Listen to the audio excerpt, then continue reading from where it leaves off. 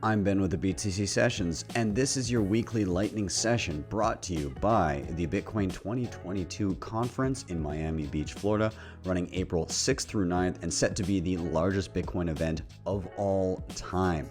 You can grab tickets now at b.tc/conference and use code BTC Sessions for 10% off. I'll see you there. An anonymous contributor asks, why should I remove my Bitcoin from exchanges after purchase?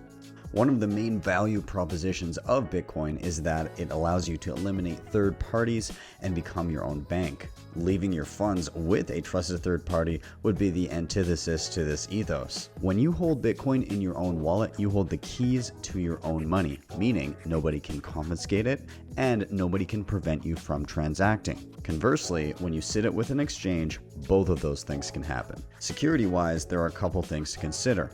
While things have improved, there are a long and ever-growing list of exchanges that have been compromised with users' funds having been stolen.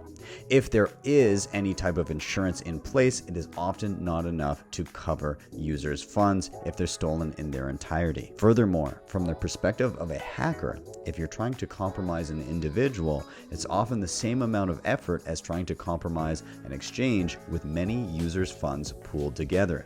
This means that exchanges can become honeypots that look very attractive to malicious online individuals. While it may seem counterintuitive, often the safest route is to take self-custody with a hardware wallet. If you're curious to learn more about self-custody, I have many videos on this topic on my YouTube channel.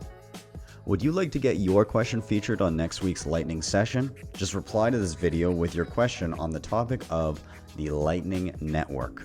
We'll see you guys next week.